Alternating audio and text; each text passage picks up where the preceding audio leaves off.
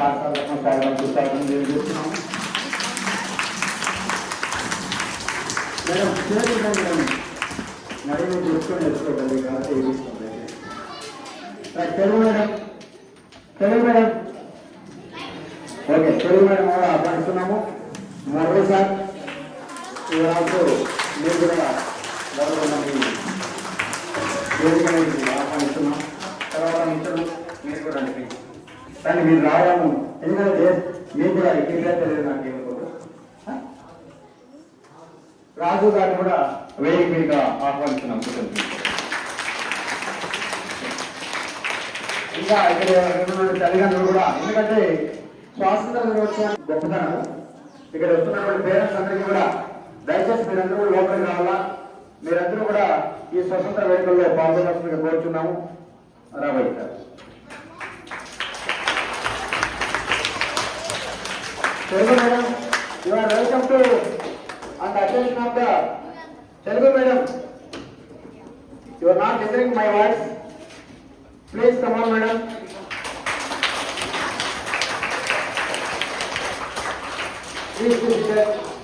Madam గారిని అప్పుడే పిలిచాము, బిజీగా ఉన్నటువంటి మేడం గారు సాధారణంగా స్వాగతం సుస్వాగతం తెలియజేస్తున్నాము. ఈ కార్యక్రమాన్ని నడిపించవలసిందిగా వెళ్ళిపోతుంది సార్ అని కోరుకుంటాను.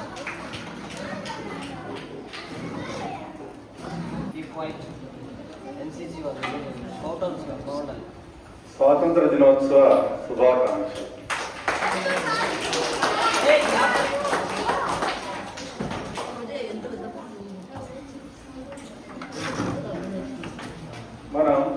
మన భారతదేశం చాలా విశాలమైన దేశం.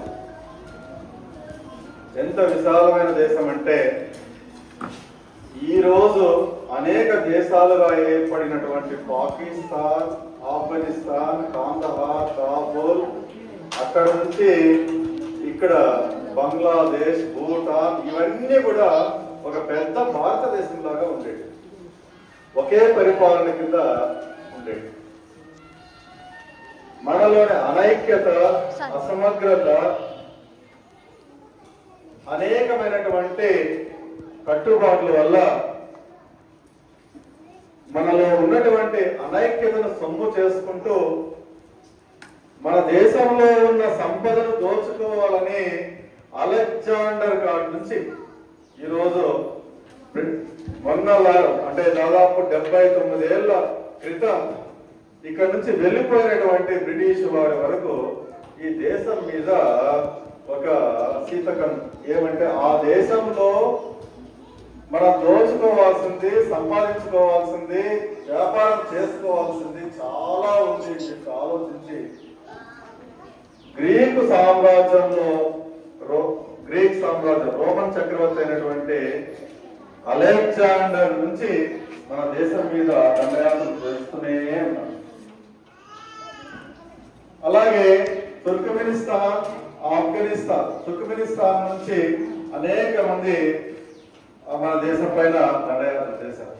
అయితే దండయాత్రలు చేసినటువంటి వీరు మహమ్మద్ ఘోరీ కానీ తర్వాత వచ్చినటువంటి ఇస్లాం పాలకులు మనలో కలిసిపోయారు. మన భారతదేశంలోనే సంస్కృతి సాంప్రదాయాల్లో మిళితమైపోయాయి. కానీ మిగిలినటువంటి తర్వాత వచ్చినటువంటి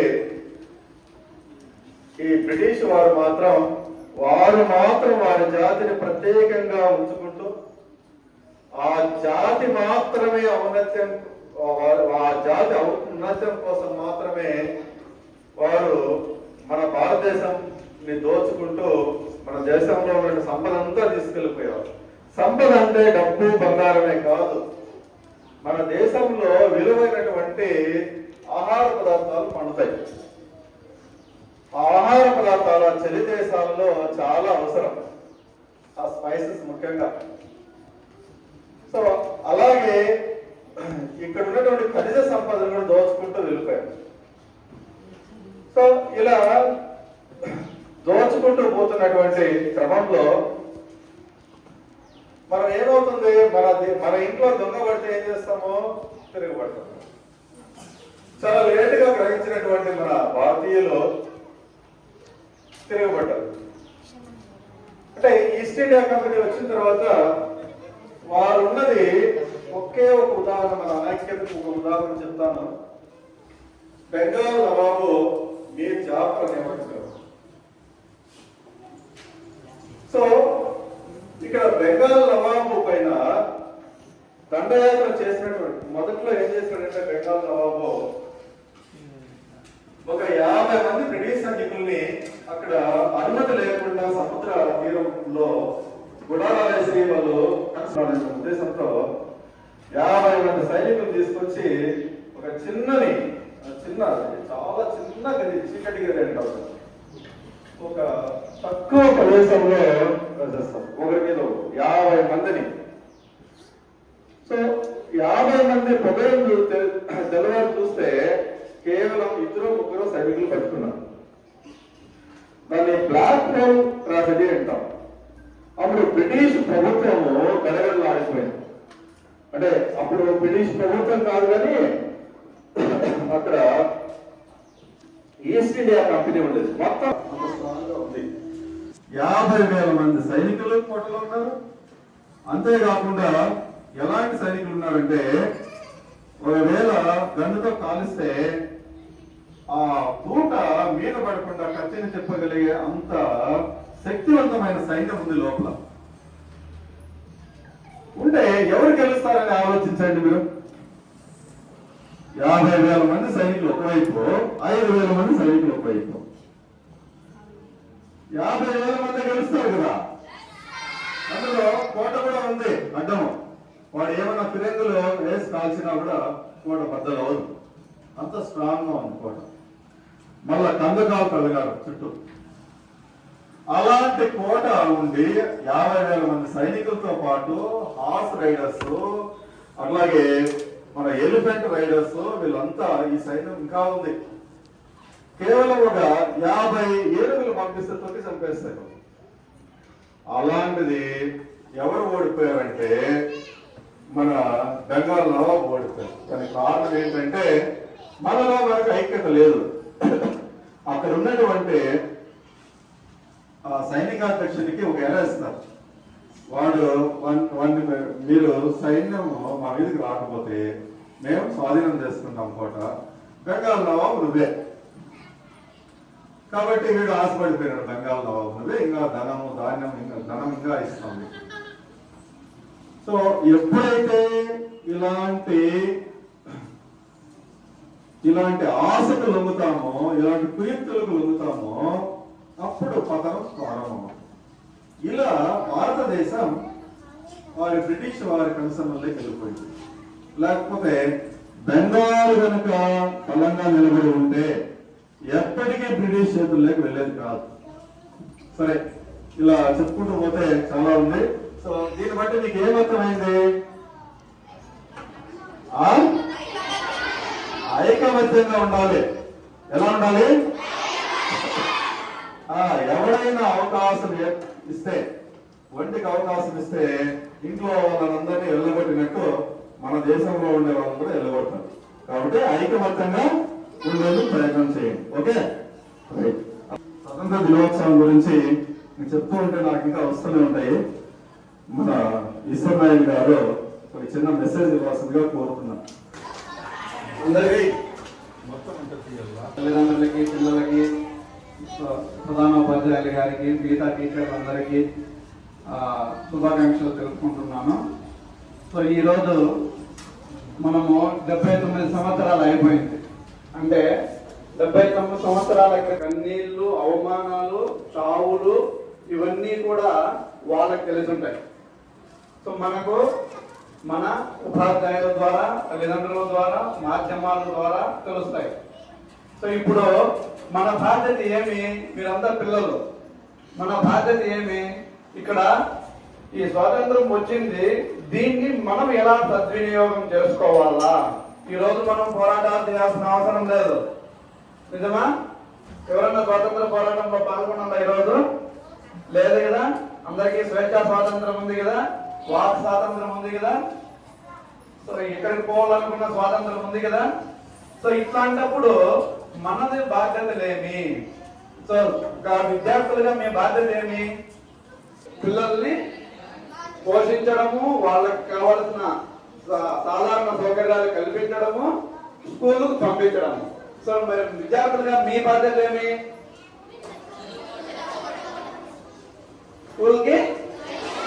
స్కూల్కి రావడం ఒకటి, నెక్స్ట్ చదువుకోవడము, నెక్స్ట్ క్రమశిక్షణగా ఉండడం.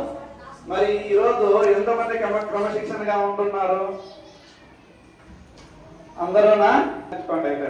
అంటే మీరు లేరా? అందరికి మీకు మీరు క్లాస్ కూడా చిన్నగా పెట్టుకుంటారా? బాగా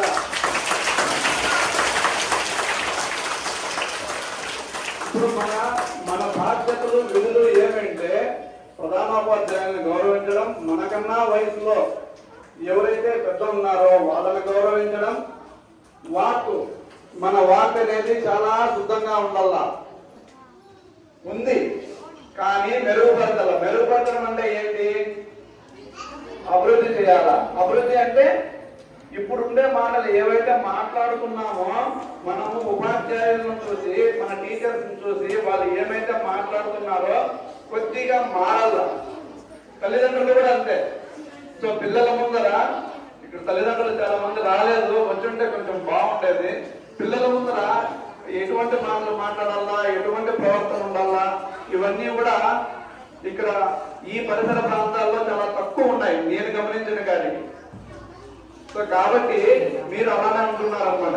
ఇప్పుడు కూడా కొంతమంది మాట్లాడుతున్నారు, చిన్నపిల్లలు మీరు మాట్లాడుతున్నారు ఇంకా. సో మీరు వినకపోయినా పర్లేదు, సైలెంట్ గా ఉండాలా. సో ఒక విషయం అదే గౌరవించడం అనేది, సరేనా? సో మీ బాధ్యతలు ఈ రోజు నుంచి ఖచ్చితంగా నిర్వర్తిస్తాము అనే వాళ్ళు గట్టిగా ఒకసారి రాసుకోకండి.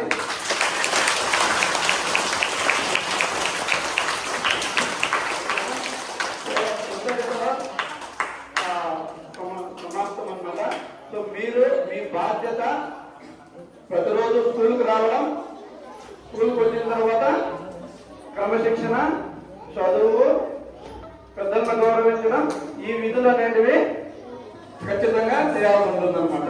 ఇంకొకటి, సో ఈ సంవత్సరం కూడా లాస్ట్ ఇయర్ మీకు ఒక చిన్న ప్రైజ్ గానే ఉన్నది, ఈసారి కూడా ఉంటుంది. ఎవరైతే ఎక్కువ అటెండెన్స్ ఉంటారో సో వాళ్ళకి మంచి బహుమతి ఉంటుంది ఈ సంవత్సరం కూడా. ఓకేనా? సో అందరూ వస్తున్నారు కదా. సో ఇద్దరితో వేణుగోపాల్ సార్కి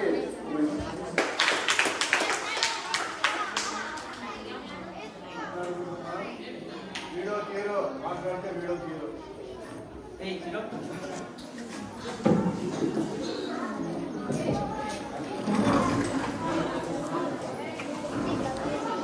వీరిలో ప్రధానోపాధ్యాయులకు, ఉపాధ్యాయులకు నా నమస్కారాలు, విద్యార్థులకు నా ఆశీస్సులు. ఈరోజు విషయం అందరికీ తెలుసు, స్వాతంత్ర దినోత్సవం. మీకు అందరికీ శుభాకాంక్షలు తెలియజేస్తున్నాను. ముఖ్యంగా మనము బ్రిటిష్ మన సమాజ పరిస్థితులు వేరే రకంగా ఉన్నాయి. జూన్ చేస్తే అందరు పడాల వాళ్ళు ఊళ్ళో వీళ్ళు ఊళ్ళో బాగుందనుకో ఆ బావిలో అది తరతరాలుగా వస్తా ఉంది. ఇంకోటి ఎవరంటే స్త్రీ పుట్టిందంటే బీహార్లో అయితే ఆడతాం పుట్టిందంటే బిడ్డను ఎగరేసి దేవాలయాల్లో మసీదుల్లో మత విద్య జరుగుతూ ఉంది. అది పోయింది, దాని ప్లేస్లో ఆధునిక విద్య వచ్చింది. పరిష్కారం అయ్యాయి. ఎందుకంటే వాళ్ళు చాలా ప్రపంచంలోనే అప్పటికే ఇంగ్లాండ్ దేశము అది రాజదేశము వంశము అయితే పార్లమెంటరీ విధానం ఉండింది. అక్కడ ప్రజలు ఎన్నుకుంటా ఉన్నారు. ఇప్పుడు మన దేశంలో ఎమ్మెల్యేలు ఎట్లా ఎన్నుకుంటారో ఆ విధంగా ఎన్నుకుంటా ఉన్నారు. వాళ్ళ ఇష్టమంతా మన దేశంలో పెట్టారు. ఎందుకంటే ఇంగ్లాండ్ మన దేశంలో ప్రవేశపెట్టారు. వాళ్ళు ఎందుకు ప్రవేశపెట్టారంటే మన దేశంలో నాయకులు వీళ్ళు చేసే పనులు బ్రిటిష్ పనులు నచ్చక చాలా మంది తిరుగుబాటు చేశారు. వీళ్ళు అంచేదానికి వాళ్ళు ఏదో ఒక వ్యవస్థ పెట్టాలి మన దేశంలో, లేకపోతే వీళ్ళు తెచ్చిపోతారు. మన దేశంలో తెచ్చిపోయి చాలా అరాచకాలు చేస్తారు. అందువల్ల గమనించి వాళ్ళ దేశంలోనే ప్రజాస్వామ్యాన్ని మన దేశంలో ప్రవేశపెడతా వచ్చారు. అందులోన విద్య కూడా మంది మత ప్రాతిపదికన ఉండింది. దేవాలయాల్లో ఈ విధంగా తెలియదు పెట్టినామంటే మనము తరతరాలుగా అంటే మనకు రాజులు ఉన్నారు. ఎప్పటి నుంచి ఉన్నారు? 1వ శతాబ్దం నుంచి ఉన్నారు. వాళ్ళు పరిపాలిస్తూ ఉన్నారు. వాళ్ళు ఎంతసేపు ఒక గ్రామానికి చెరువులు కట్టించడం, దేవాలయం కట్టించడం అంటే సంక్షేమం అంతే. వాళ్ళ పరిపాలన వ్యవస్థ మన దేశంలో ప్రవేశపెడతా వచ్చినాం. ఇంకోటి ఏమనంటే ఇప్పుడుండే విద్యా విధానం కూడా వాళ్ళు పెట్టిందే. మెకాలే అయితే ఒక కమిషన్ వేసి ఎట్లా విద్యను అభివృద్ధి చేయాలో భారతదేశంలో అని అప్పుడే వాళ్ళు 1 లక్ష రూపాయలు ఖర్చు పెడతా వచ్చినారు. అప్పట్లో 1 లక్ష అయితే ఎక్కువ డబ్బులు.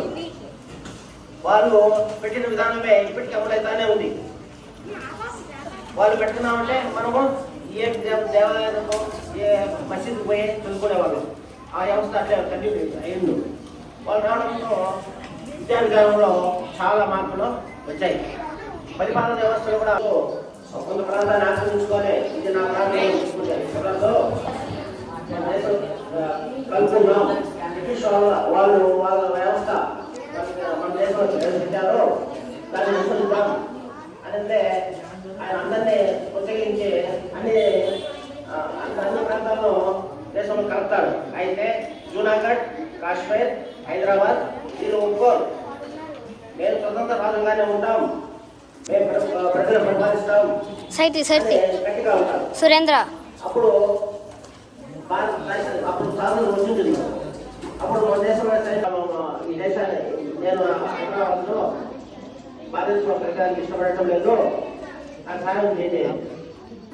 మెకాలే ఆ రోజు ప్రవేశపెట్టిన విద్యా విధానమే ఈరోజు ఉంది.